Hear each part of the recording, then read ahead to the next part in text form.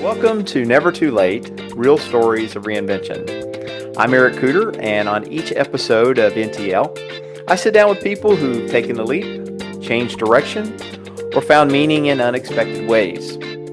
These are stories of hope, resilience, and courage, and they remind us that no matter where you are in life, it's never too late to begin again. Well, welcome back, listeners. I'm starting the day off, the first part of the new year, 2026, with a new friend that I've met recently. His name is Scott Siff. Scott is, and I'll let him tell a little bit about some of this, but just a quick intro. Scott is the founder of Quadrant Strategies, which I believe you started in your 50s. Is that right? I did, my early 50s. Yep. That was my Fantastic. first pivot. Fantastic. I can't wait to hear more about that. He's now in the process of launching a new venture that I'll let him tell us a little bit about that in a moment. But primarily looking at doing some work that benefits hopefully both the industry and some of us older, more mature people that have things to offer the world, even in the latter parts of our lives. I can't wait to hear some more about that. And so, Scott, welcome to Never Too Late. I'm so glad that you're on the podcast today. Thanks, Eric. I'm delighted to be here. I've really enjoyed listening to your other podcasts, and I'm honored to be included among your guests. Thank you. Thank you, sir. Thank you, sir. Well, Scott, if you would tell our listeners a little bit about you and a little bit about your background, and kind of bring us up to speed about just tell us a little bit about your life, if you don't mind. Yeah, I'd be happy to. Well, I started out my life as a lawyer a long time ago, and I worked for the U.S. Justice Department mostly while I was a lawyer. I was a prosecutor. I loved it. It was really fantastic, especially I started doing it just about right out of law school, and to handle really big cases for the government. There's still no bigger thrill I probably have in my career than getting to stand up and say, "This is Scott Siff for the United States." That was a charge every time I said it. Wonderful. I really love that. After I had done that for a while, I didn't want to switch teams and sort of defend the people that I had been prosecuting. And so I started looking around for something else to do, and I happened to connect with this company that did political and corporate strategy, mostly communications and brand, and a lot of crisis work. And so I worked for a number of national leaders around the world, including President here and Prime Minister of the UK and other places, and also doing fantastically interesting corporate work. I worked on one of the biggest sets of crisis issues in the early 2000s, a particular company. I'm not going to mention them, but they were in the news Sure. every day for years for this issue that I was working on with them, one of the big tech companies. And I just enjoyed that. I thought for a long time I would go back to being a lawyer, but I never did. I enjoyed the new work enough that I just stuck with it. Eventually then, with a partner, also from that same company, I started my own company called Quadrant with him. And we've been doing that for just about 11 years now. And it's really terrific. We work with most of the really big companies in the world on a lot of their most prominent issues, the kind of stuff you pick up the news, including or the business pages. And our work, chances are, whatever you're reading is something that we're working on, which is amazing. Wow. And then my last chapter is Pivoters, which I know we'll get to, but that's the one at the moment I am particularly excited about. Fantastic, Scott. I'm just I'm overjoyed to have you as a guest. The work that you've done is just amazing. You work for the Justice Department and done so much. What was it like for you to go from what I probably perceived to be a prominent position where you felt well grounded, you felt like you were on track with your career, and then with the move to the work that you were doing with starting up Quadrant Strategies, what was that like to kind of move from that well-grounded, organized work that you were doing with the Justice Department to actually being an entrepreneur mid-career? What was that like for you? Yeah, well, the move from my prior company to founding my own company in my early 50s, that was scary, I will say. So at that point, we had kids, um, and you have a family that's relying on you. Hmm. My wife worked, so that gave me a little cushion. But still, you're nervous. And my partner and I started out like we kind of dared each other, basically mutually dared each other, like, oh, well, you're so confident we can do this. Why don't we just do it? And eventually we said, okay, let's go do it. And we did it. But we started out by looking at our savings account and deciding how many months we could continue to survive, pay our bills, Hmm. take care of our kids, keep a roof over their heads, and so on. We worked it out, and I think it was between about 9 and 12 months. And then we had mutually decided that at that point we would tuck our tails between our legs and return to the corporate world if we hadn't made it by that point.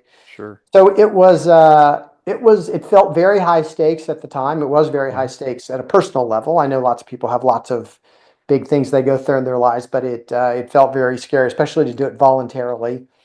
But it worked, and we started taking off right away, and it had a very happy ending. But at the time, it took a lot of I don't know, maybe foolhardiness to go ahead and do it. I hear you. I hear you. And I apologize. I forgot you went from the work with as an attorney to another company, and then you started your own company. Is that That's right? right. That's right. Okay. We Sorry did. about Yep. that. How long Yeah. how long were you in the corporate position after the Justice Department before you made the change? How long had you been working there, if you don't mind me asking? About 15 years. Wow. It was a big company that had a number of smaller companies. So the company where I had kind of grown up, I got to be eventually vice chair of that company. And Hmm. then for a few years, I went and was CEO of another one of the companies within that holding company. That was a brand strategy company. But in total, working for the umbrella company, it was about 15 years. Wow. That had to be very difficult. I mean, I know stepping out and doing something new. I've done that myself. Not necessarily at the level you have, but I think for all of us, depending on what our circumstances are, to make a move that's that dramatic takes a lot of courage and but 15 years in an organization that you felt really grounded in and that you were well on track on, and now you've stepped into this new venture with Quadrant Strategies.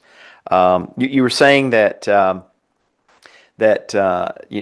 you had done some planning. I've talked to others who have done planning as well, and you kind of had your financial plans in gear and everything. I would always recommend, if anybody's making any changes, I love Excel spreadsheets, so I always have a good plan. But that had to be really, really challenging, though, for maybe even the stress for your family when you were finally made that move to start your own venture there.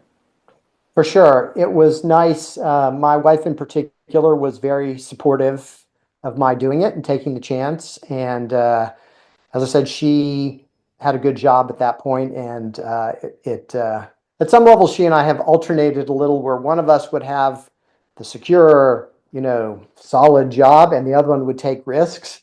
And so Right. I had done that for her a couple of times, and she made some risky moves in her own career, and so it was my turn to do it. But being able to do it with a personal partner as well as on the business side with my business partner, it definitely eased the transition and made the risk feel supported. To be able to do something like that. Sure, sure. Yeah, I honestly, yeah, I think what I hear a lot of times from folks that I've interviewed when they've done some of these starts, there have been some that have actually had the kind of support you and I've had, that spouse that can get us through that difficult time and support us. We give back that way. Then there's others that I've talked to who've actually just stepped out and didn't have that, and I look and go, wow, what courage both of those take. But especially though when you have children and you're stable like you were. Tell me a little bit, Scott, if you would. What what did you learn from taking that move? You were in your mid 50s, is that right? You were in your early I was 50s, in my right? early 50s. Yep, I Yeah. was. What did you learn about yourself and about um, having courage and just reinventing? Yeah, so there was a big reinvention professionally, but in a lot of ways there was a big reinvention personally. I'm an oldest child, and oldest children, the stereotype, at least in my case, was pretty true, which is conventional, do the, achieve in kind of conventional ways, do the, I won't say safe, but the established path to what's considered to be successful. I did all of that and followed Right. all the rules and sort of lived up to it. Like I got to be a lawyer, and like I don't take any of that for granted, and I had a great job. Um, but but when you become an entrepreneur, it's the opposite in a lot of ways. Like Hmm. you're not following the conventional path. There's not like a track. I had always been on kind of a track, and I was happily following that track.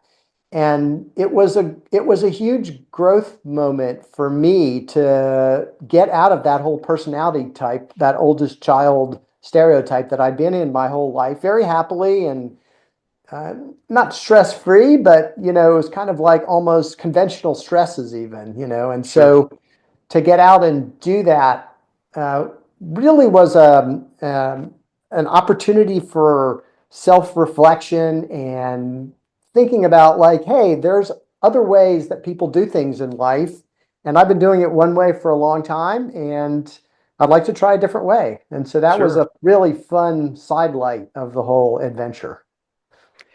Yeah. As I'm sitting here thinking about, I grew up in a family business, and so my parents were entrepreneurs. My dad started a television store back in the 50s and 60s, back when that was a big deal. And my dad didn't even have any formal education, and so that spirit of kind of doing things on your own and pulling yourself up has always kind of been instilled in me, and I always wanted to do it. I think the thing that was hard for me when I started a business several years ago was trying to balance between now having the freedom to decide when I'm going to do what I want to do, and balancing that with I'm this is everything that I've got, so I'm working all the time and trying to find that balance. Was that something when you were kind of doing when you started out with Quadrant Strategies, or did you For have a sure. yeah, go ahead. Well, we had kids, and you're very conscious of every moment is precious with the kids because you come back in 2 weeks and like they're a little bit different a person than they were 2 weeks prior, especially when they're young. And starting a new business is, as you're saying, quite a consuming thing because there's Mhm. no backstop, there's no bigger organization behind you that can fill in the downtimes Sure. the way big companies do. And so that part of it was something that I really had to work on balancing to make sure that as much as I needed to give to the company, I even more needed to be making sure I didn't miss moments with my kids. And Sure. I like to think I pulled it off. They're quite a delightful crew. And so I'm not taking credit for it, but I at least enjoyed the ride and still am. there, there you go. Yeah. So, thinking about that, and I want to jump into the pivoters here in just a moment, but just thinking about that work with Quadrant Strategies, if you took like gave us a little snapshot of, okay, this is day three, and this is where we are now. Could you kind of summarize what that was like? Maybe some steps where you knew, oh my gosh, this is crazy. What am I? Maybe you started out going, okay, what am I doing? To, oh, now we're making some traction. To, oh yeah, this is working. What could you give us kind of like a what that looked like? Yeah, it was a crazy ride. As I said, when we launched it, we were quite uncertain, insecure, nervous, fearful. And almost before we even had a name, we had a couple of really big blue chip clients. Wow. And I remember I was with my partner. We were working out of my house around my kitchen table at that point. It was just the two of us. And we had pitched really probably the biggest at that point corporate crisis going on at the moment. And we had thought about, should we go in small? Like we're just two bozos with two laptops, and this is a big company with a big problem. And so should we go in and be, restrained and say like, look, let's start small and we'll kind of, whatever. Or should we go in and say like, this is what it's going to take to figure this problem out. This is a giant existential problem for you, and Sure. this is what it's going to take. And we decided ultimately on the second approach, and we went in and it's like, look, this is what you need. You all are facing a major crisis. And we teed it up, and I remember the two of us didn't even have a speakerphone. We had our early version of a mobile phone sitting on a little console table between the two of us on speaker, and we're both leaned over on one of our cell phones talking. And they said, okay, I think we want to go forward with your program here. And like, we're excited to have you. And can you get out here next week to meet with the board and the Wow. CEO? And it was like, wow, we high-fived quietly on the call. And then I think there was a decent bit of dancing around this little, our kitchen, my kitchen, after we hung up the call and got going. Then we thought like, oh my God, what do we do now? Like, how are we going to make this work? Sure. That was crazy. And then it just took off from there. Somehow, word got out, and we went from thinking one day we'd like to have maybe 8 people total. Like he and I Mhm. would each have a team of maybe 3 or 4. We're now 150. We have offices globally. Wow. It's Wow. really one of the most elite consulting firms around, Quadrant is. And it's been an insane ride. We just didn't see it coming. It was beyond our craziest aspirations. And it's been a fantastic journey. Wow. One more thing about Quadrant, because I think about that level. I worked for Sears Corporate, large corporation back in the day when it was a large company, and Yeah. the volume of things that we did and things like that. But I can't imagine, going. You say 150 employees. Uh, when you started scaling up, how many years were you in when things started to really scale to the level that it is right now? Did you see a heavy spike of growth, or did it just happen over time? Well, it was both. We had really big percentage growth from the beginning, Hmm. but when you're tiny, big percentage growth is not very big. I mean, in terms of like Yeah, absolute numbers, yeah. you can double if you've got $100 and you double it, you're still only at $200, which Right. was kind of like, um, and we really interestingly took off during COVID. That was a crazy time. Everything shut down. We had been having great time. We were up to like 30 or 40 people around then, and COVID hit, and we immediately started planning for, okay, who are we going to lay off in which order? Because remember, the Wow. economy shut down, like it was done, and all the companies were preparing for crazy, and they just froze and cut everything like across Sure. the economy. And then after a few weeks, the work started getting heavier because our business was crisis. And this was like the biggest Right. crisis ever, practically, since Right. like Pearl Harbor, maybe, or something, or 9/11, Right. COVID. And it happened that we were in with a bunch of the companies that were the ones that managed to survive and thrive during that, but they didn't know Right. that any more than we did. Sure. So after a couple of weeks, we were on parallel paths planning who we're going to lay off and how are we possibly going to get all this work done that's now Wow. starting to come in. And we Right. kept that parallel path planning because we weren't counting our chickens. And even when the work came in, we assumed it was going to shut, like our luck was really whatever, but it wasn't going to last that much longer. And we would be back in the COVID, complete shutdown stage.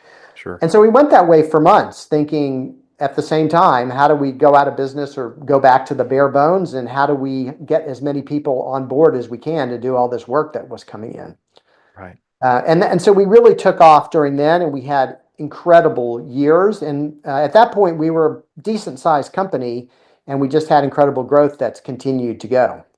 Wow. Wow. Well, and I understand now. Thank you for that. I thank you for that snapshot. It's really interesting to see, how folks, step out into something new, and over time they realize the hard work that you got to put in to get to the point where you can actually say, I don't think we ever arrive, but look where we are. I mean, from where we started, and that's Yeah. always very satisfying. I know for sure. I'm thinking right now a little bit about how this new venture and how it's emerging for you, pivoters, and I'd like to kind of jump into that if we could, and ask a little bit about the origin of this concept and what it is, and then maybe how I know there's some personal family things that had led you to start this new venture that you're working on right now. Would you jump in and tell us a little bit about what Pivoters is, and then maybe how you got there? And I'd love to hear some more about that family story. Yeah. Pivoters is a job matching platform for people 55 and over. And it's a really important untapped segment of the population. And how it occurred to me was, I don't know, the family story was really a powerful one for me. So my dad, so I was in the middle of Quadrant, we're having a great time, and I'm just rocking and growing and everything else. And my dad was ready to change his own career. He was in his 70s then. My dad is amazing, super brilliant, hardworking, dedicated, role model. Amazing. I'm over 60, and he continues to be my role model every day in everything I do. Um, it used to be as like how to be a good parent. I mean, before that, how to be a good person and a good parent, and now it's how to Right. be. I'm not there yet, but how to be a good grandparent. I'm sort of watching him closely and storing up the information. There you go. So he wanted to switch jobs, and he said to me, Scott, can you help me do this? Like, I don't really know how to go about finding a job or whatever. And I thought, yeah, I'm like, I have all the tech companies as clients, and I run a business. That shouldn't be hard. And Um, how old was your father when he he was in asked you his that? 70s. 70s. You said that. I'm sorry. He was in his 70s. Okay. Yeah, and but he played tennis a few times a week. He was, 70s today is, I've been reading all this stuff. It really physically is equivalent Yeah. to 50s, Yeah. even in the early 2000s. And so he Agreed. was a powerful force of a person. He still is. Um, and so I said, yeah, that's not going to be a problem. I mean, anybody ought to be just thrilled to have you. And so let me get at that. And so I started going at it, and it was, I don't know what's more of a dead end than a dead end, but that's it. It's like a brick wall almost. There's no resources really to do it except super high touch. You can hire a consultant who, in theory, will go do it. They're expensive, but it's for very high end kind of work. And so I worked on it for months, and I just finally said, I just don't know what to do, Dad. I don't know where to go. There's no resources. And what I've been hearing is that people, even over 55, they lose their job, and chances are they aren't going to get another job. It's a really big problem. The job boards, the big online job boards, the average age of job seekers on them is 28 to 30 years old. Wow. They kind of got locked into that very early. And so Mhm. when somebody in their 60s or 70s shows up, they're out of luck. Like they're going to like the employers look at them and go like, what's this guy doing here? He's Right. 65 or 70 or whatever. Everybody else I'm seeing is 30. There must be something wrong with him. And likewise, the job seekers over time realize they don't get callbacks. They get ghosted. It's just like, they get no response. Right.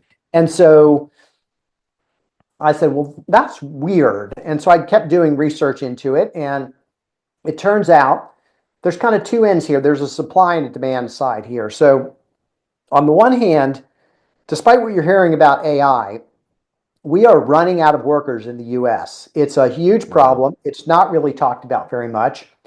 But the US economy, since its beginning, was fueled by population growth.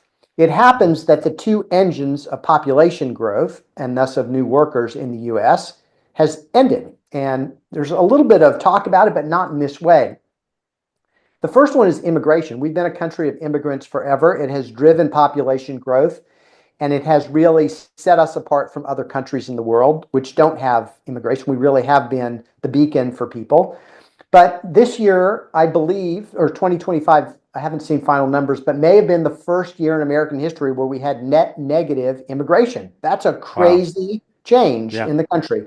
Whatever you think about it, in terms of all the other issues politically that are going on, just as a pure economics matter and demographic matter, it's a giant tipping point in US history, Sure. demographics, really big issue.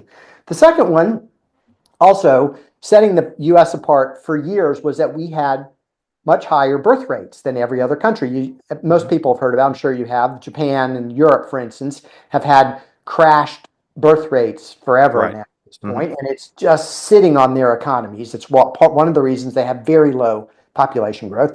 The US birth rate now is 1.6 births per woman. Replacement is about 2.2 births per woman. So we are way below replacement. We're down now kind of in the middle of the pack of European countries in terms of birth rates. If you take away immigration and you take away our birth rate growth, we are in a cliff of, Right. we're falling off a cliff of worker supply. At the same time, on the other side of the Wow. equation, employers are actually really short of workers. At the moment, there are 7.5 million unfilled jobs in the US. Wow. That is a really big number. Part of it is Yeah. natural friction. It takes a while to find a new job. But part of it is we're running out of workers. The estimates are that in 4 or 5 years, we just won't have enough workers. Forget about frictional changes in jobs. We just won't have enough workers. We'll be about 4 million workers short of jobs compared to jobs. Wow. And so Wow. at the same time, it's crazy. And at the same time, I'm like doing this personal thing. I can't find a job for my dad. I'm finding out like there's all these companies that need workers. What's going on here? Right. And so that's where I sort of stumbled into this issue. The supply side here is, and it's the solution to this problem of workers. There are about 110 million people in the US 55 and over. Almost a third of the population is Wow. 55 and over. 74% of them want to be working, and only about 37% of them are working.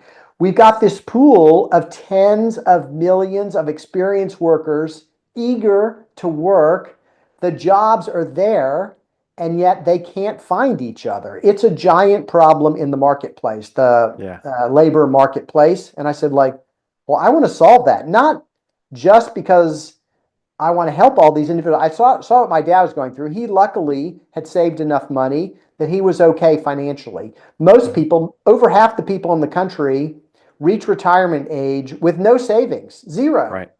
Right. And they are going to be living off Social Security, which is a rough way to live if that's the only savings that you have. Right. And so I want to do it for a personal level, but it also is the answer for the US economy at the moment to get all these people into the workforce. We've got to do it. And so that's what I started to tackle with Pivoters. Yeah. It is amazing, and in my own experience alone, just with friends who have reached that age that you and I are, and a little younger, 50s to 60s, we still have a lot to offer. We have all these gifts of leadership or technical skills and mentoring others, and all of a sudden we find ourselves going, what do we do now? Because I'll be honest with you, I talk about retirement. I think you and I may have talked about that when we first met. You know, I plan on retiring, but I'm never going to not be doing something. I want to stay engaged, Yeah, not just in a nonprofit, or doing volunteer work. I think we all want to feel like we have a purpose. And I think that's why so many people, when they retire, they find themselves. One of the parishes I served in was a couple parishes I served before I worked for the bishops. Were in areas of the country, South Florida, where the majority of people that went to the church were in their 70s and 80s. What I realized that a lot of the folks, if they don't have a purpose, health declines, emotional health declines, physical health declines, and then eventually people may have a premature passing. That had they had something that kept them going, they would have still had a vibrant life even in those older years. Just a thought. What do you think about that? 100%. It's another part of the reason here. I saw what my own dad went through, and then I saw studies on this, and exactly what you're saying, Eric, is true, which is rates of depression are multiples higher for people who don't work, and especially if they don't work not through their own choice. I mean, Right. there's people that have a retirement plan and they love it and it's great. I'm not talking about those people. More power to them. But there are a Hmm. lot of people who are involuntarily not working. Right. And if you're not, you have financial stresses, you lose social contact, and so your Hmm. depression rates go way up. Right. Your healthcare spending is way higher because you become sick. Like if you're depressed, if you're not getting out of the house, you're Sure. sedentary. So you're spending a lot more. Pivoters is going to be great for the healthcare system because all these people in this age group will be spending way less on healthcare. And so Right. insurance rates will come down. It'll be good for Medicare, all these amazing other macroeconomic things. And to the point you're saying, studies I've seen say that people who continue working live as long as 7.5 years longer than I can see people that. who don't. That's a stunning statistic. I'm one of those slightly neurotic people who's always watching what they eat and watching, what they breathe and everything else. The best thing, forget about all that. Live in the most polluted city you want to in the US. The best thing you can do for your longevity and your health is keep on working Right. unless you've got some fantastic retirement plan. And so I totally agree with you on all of that. You're just going to be happier. You're going to have social interactions. You're going to live longer. Life will be Hmm. better. Chances are. Yeah. There's only so many cruises and vacations you can take when you retire. You got to have that everyday. What's getting me up out of bed this morning? Maybe it's not going into an office for 8 hours, sitting behind a desk. But maybe it's doing something where you're teaching or you're mentoring or you're doing something with that technical mind that you spent so many years cultivating. And that leads to a question that we talked about being unemployed after 55. I think what there's also, and maybe you touched on that, and maybe you can elaborate a little bit, is what does it mean to be underemployed, if you know what I mean? In other words, you've attained this level of skills and gifts. Maybe it's management, maybe it's leadership, but now you're working in an area where you're not utilizing that. Um, does Pivoters, is it going to try to address some of that? And do you see that as a problem? Well, first off, do you see that as an issue? Well, look, there's no single solution for all people. Some people want to Sure. work full time, hard, all out. Some people, they've been working that way their whole lives and they've saved enough. They haven't saved maybe fully to stop entirely, or maybe they don't want to stop entirely, but they like to work part time or they want to work Sure. virtual or and pivoters will take up all that. Part of the premise is that it's a whole new approach to finding jobs as well. It's going to gather a lot of information about each job and about each person. And then we have this really sophisticated way of matching just the right person to the right job. Hmm. And when I say the right job and the right person, some companies also don't need a full-time worker. I was a small business at Quadrant for a long time, and we didn't need a full-time worker to handle certain tasks, but we needed somebody to do it. And so I Hmm. would have been delighted to have had pivoters at that point, and find somebody who's experienced, knows what they're doing, but they don't want to work 8 hours a day. I didn't want to pay them 8 hours a day when I only needed Right. them 2 hours a day. So it's a Right. fantastic thing that I think will be rocket fuel for small businesses as Hmm. well, who will find pivoters. We call them pivoters because it just does a little sidetrack here. At the moment, when you want to refer to somebody who's over 55 as a worker, you probably call them an old worker. Right. It's like Right. that is not the best, from having been a branding expert, that's not the best brand for somebody to get hired. So Right. we'd like to get the word pivoters then referring to those people in the bloodstream into the vocabulary. So anyway, I would have loved to have a pivoter to handle some of those jobs at Hmm. Quadrant when I didn't need a full-time employee, and they would have loved it. We would have loved it. So as I said, I think it'll be great for small businesses to get who they need. It'll be just a way to match just everything that needs to be matched in terms of skills and commitment, time commitment, and so on. Sure. Thank you for that. Do you see that Pivoters is going to work with all different levels of employment, from executive to like mid managers to more technical people? Are you going to have that kind of broad brush for all types of levels of work? We for sure will. That said, we want to be representative of the overall population of jobs. And Mhm. if you look at the stats, there aren't that many VPs in the world, VPs and higher. Most Right. people are doing the work of getting the jobs done. Like they're making things happen. They're not just fancy supervisors. So Right. we're happy for the fancy supervisors to be on the site, and we hopefully will have jobs that companies put up for them too. But most people are going to be frontline workers, and they're going to be really delighted to go out and have those jobs. I have friends at my age now who are former lawyers, and like they're happy to be driving rideshare cars Oh around wow. because it Yeah. gets them Yeah. out of the house. They're not doing it only for the money, but they're delighted. So I think people, and it's why we call it pivoters. Like you might have been a school teacher or a firefighter, or a plumber, or whatever, and you've done it for 35 years and you want to pivot. And so Pivoters is going to help you pivot. Yeah. And it doesn't mean you're going to go from being a frontline worker or any kind of white collar worker and go out and be the, SVP of marketing at a giant Fortune 500 company. It means Sure. we're going to get you some new job, and it's going to be really fun to learn a new thing and meet new people and get new skills. And I think that's people are going to love it. Yeah, I like that. I think that that kind of flexibility and knowing that the focus is on getting people to have rewarding, fulfilling work that gives them purpose every single day, whatever it might be. Yeah. Yeah, Yeah. whatever it might be. And you I can, love it. yeah, and people contribute. And when you're depending on what the job is, you'll see the way you make people's lives better by having Yeah. a job, and you help an organization deliver and be better and work with people. And there's a great deal of satisfaction. And I have to say, pivoters age people, they get that, I think, in a way that younger people sometimes miss. Younger people have a bit more of a focus on how it's gratifying to themselves and why this is an important career.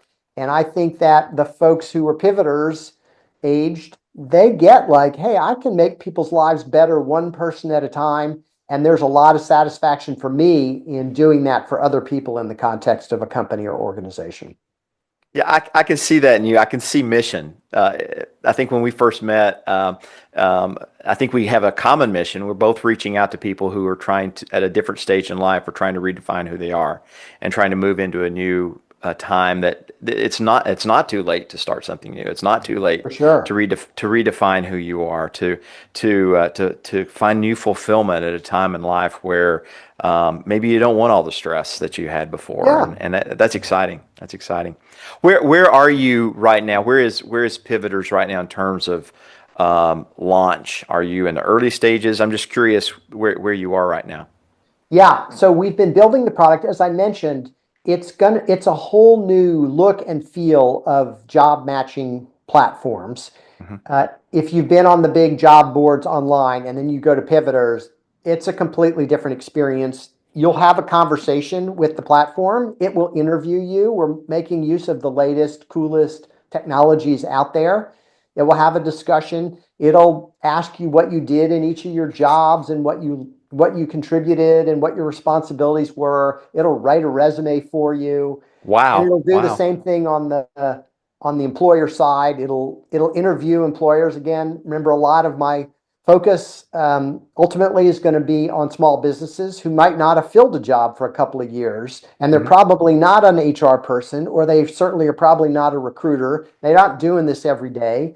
And so you just go on, you talk to it. You can talk to it while you're driving or walking or sitting in your study or whatever it is, and it'll do a job description for you. It'll find out not just the basics, but like what are the criteria for success and what are you hoping to get out of the person on the employer side, or same on the employee side. Do you like to work on a team? Are you a self-starting individualist at work? Kind of things like that you don't normally see, so that we can really have a great basis for matching people to jobs. And then it'll find it, it'll make that match for them. So we're building that technology. The truth is, we had been a half a step ahead of where the technology was. The technology just in the last month has really caught up to my vision for this, Yeah. and we're really close. I'm looking at final 98% versions of the product. So I hope to have a soft launch this month in Oh, January. wow. Yeah, Wow. we're almost ready to go. It's fantastic. I think people are going to go on it and they're going to go, wow, that's so cool. Yeah, And absolutely. we'll be finding people jobs, I hope, by the end of the month. Scott, I tell you, from your passion and the way you talk about this adventure, it's more than, in my opinion, just listening to you. It's your mission, and it's a chance for you to give back. And I hear a connection to, your own dad's legacy and his struggles and how you've allowed that to kind of fuel this desire to give to other people. And I everything I've done as a priest and the work that I do as a teacher is that when you're giving to someone else, man, that's where we get the greatest satisfaction in our lives sometimes. So I can see it in your smile when you're talking about it. It's pretty exciting. For sure. Yeah. I'll say there's a flip side too, which is it makes the stakes feel much higher. So I've been getting a good amount of press already, and people are writing to me and saying, like, hey, I want to, can you help me find a job? And they'll tell me a little bit about their situation. Mhm. And I know that if I get some of those, that there are millions of other people who are going through their daily lives and they are really facing sometimes desperate situations. Yeah. And so it makes the stakes feel really different for pivoters Yeah. in terms of it's more satisfying to succeed, but it's also a lot more terrifying or I don't know, almost heartbreaking to fail.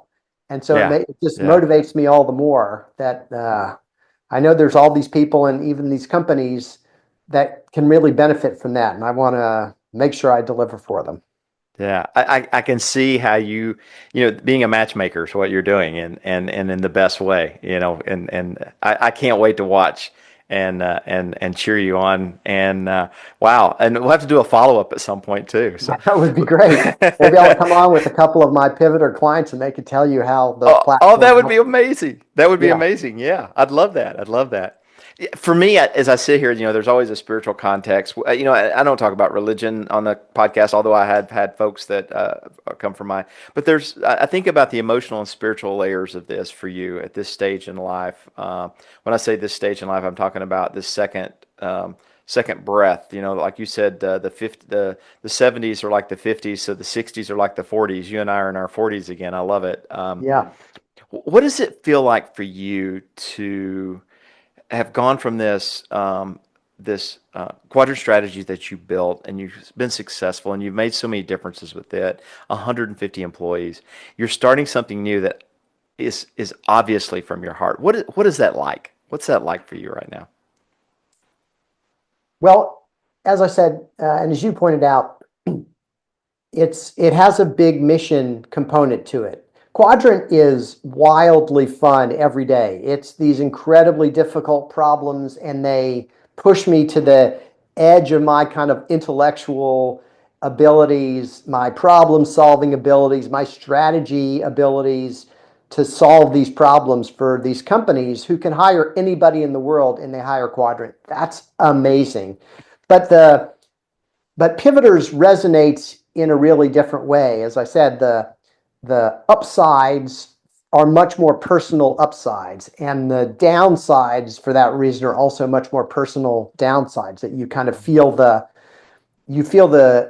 jubilation about if it succeeds, but you also feel a lot more of the burden if it wouldn't succeed. So it's got a very different feel. One of them, Quadrant, is very high end B2B, business to business consulting kind of work. There's Hmm. no marketing, there's no PR, any of that. Like people know about us and they come to us. Whereas Sure. Pivoters, it's person by person, individual level, and it's small businesses who you know, you sort of don't think about that side of the equation as much, but these people are working really hard and they're pouring everything they can into it, and they can't find people that they need Hmm. because the big companies are sucking them all up for higher salaries, or you just don't know where to turn. You don't know how to navigate the process. It's a very hard process to find a great person. And so pivoters can solve problems for both sides of that, as well as the big companies that are just burning enormous numbers of hours and people positions, sifting through resumes that are fake or frauds or Right. dead. They're just like not live opportunities anymore.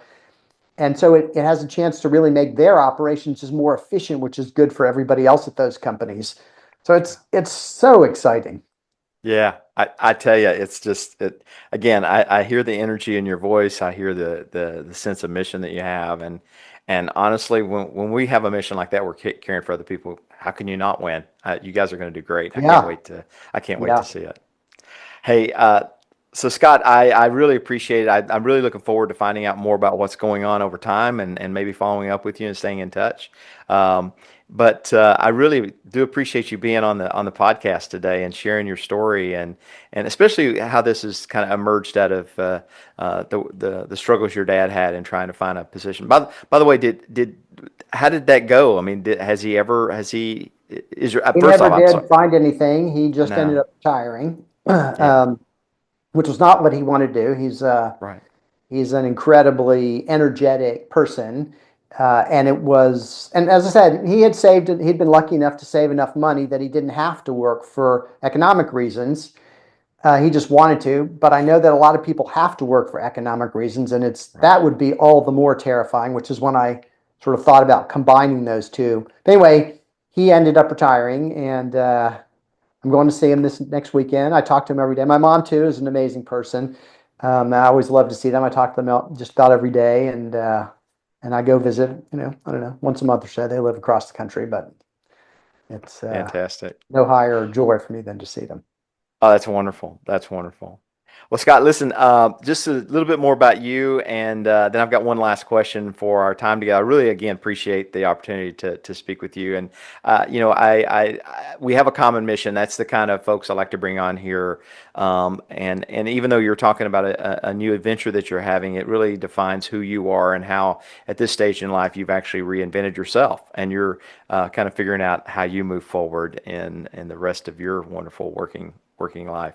I do something called the lightning round. I ask a few personal questions just to kind of let folks know a little bit more about you. So if I could jump on that real quick, the first question Yeah. is really simple. Is there a book or a quote that you feel has had a major impact on you? Well, I think it's probably a quote, which my parents, I don't remember, you probably remember when we were kids, they had refrigerator magnets, and Oh yeah. my parents would keep their eye out for refrigerator magnets that spoke to them, and they put one up that now I actually see as kind of the motto for some new TV series. But I saw it, whatever, 55 years ago on my parents' refrigerator, and it was luck is where preparation meets opportunity. And I think Oh. it's a great little credo for anybody who does anything, just about, but especially for an entrepreneur.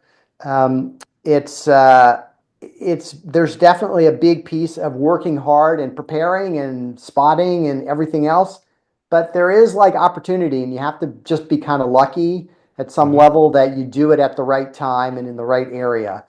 And I think that that's always been kind of guiding. I admit I, I try to over-index on the preparation part so that I'm always ready for any opportunities that I I see. love it.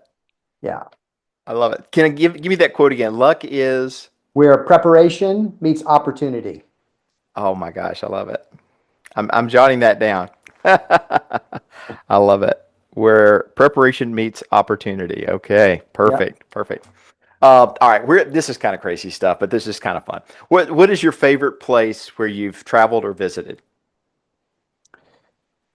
Well, there's no question for me.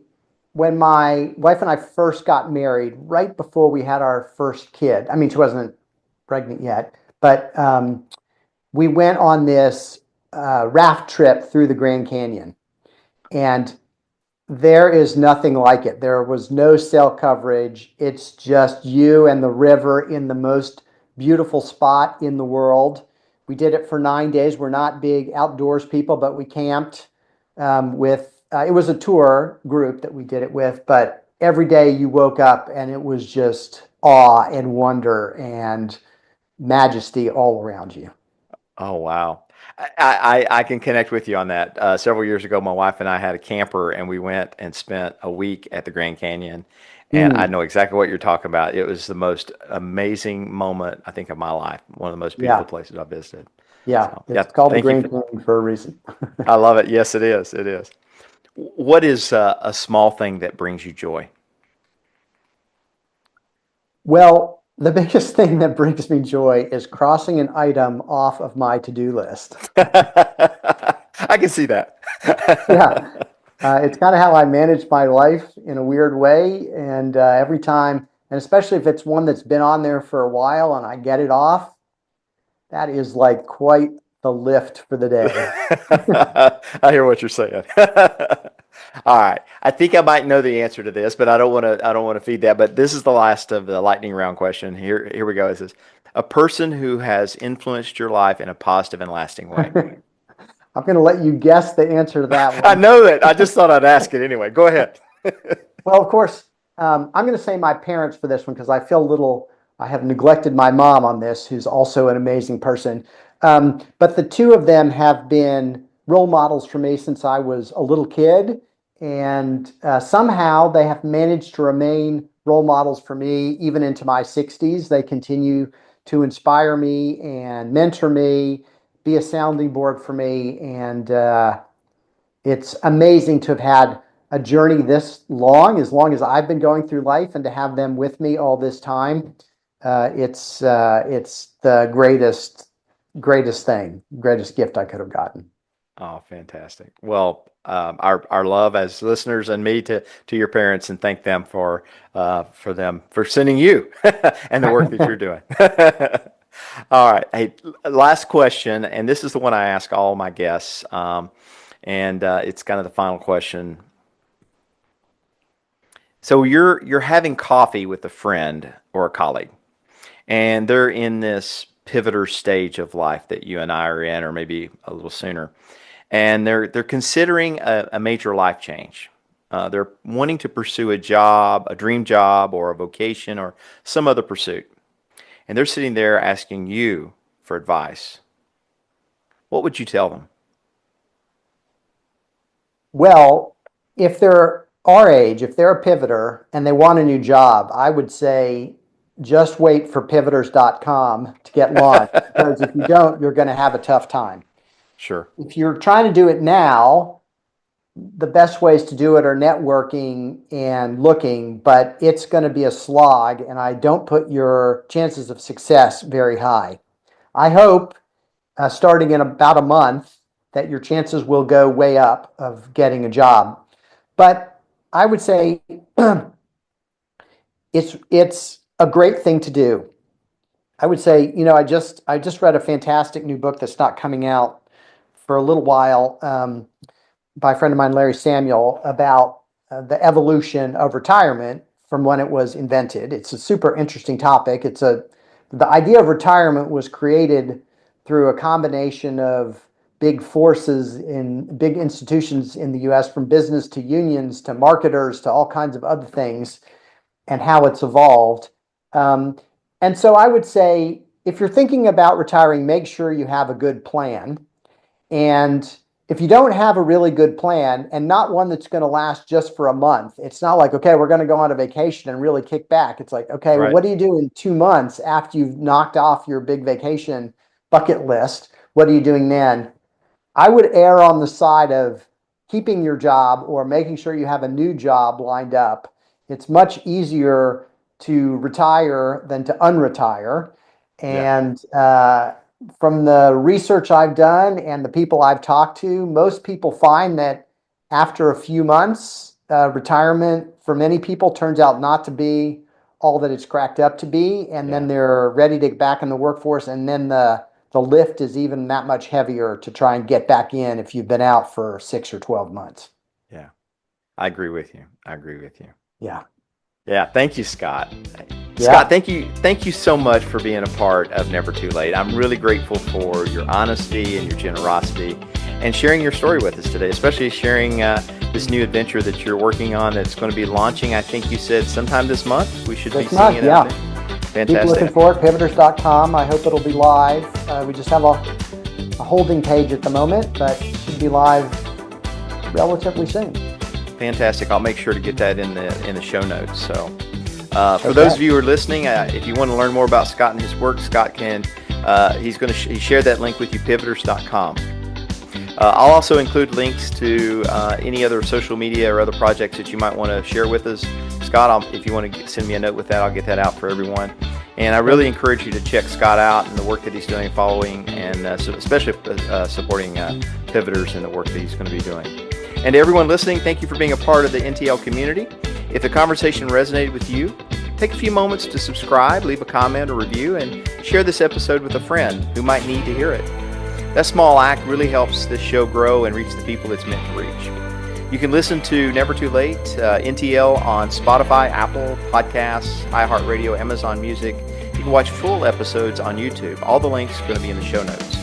And again, if today's conversation stirred something in you, I've created a little community via my website. There'll be a link in the show notes where you can reach that to share some feedback about what you heard and anything that you might be helpful to you as you continue on.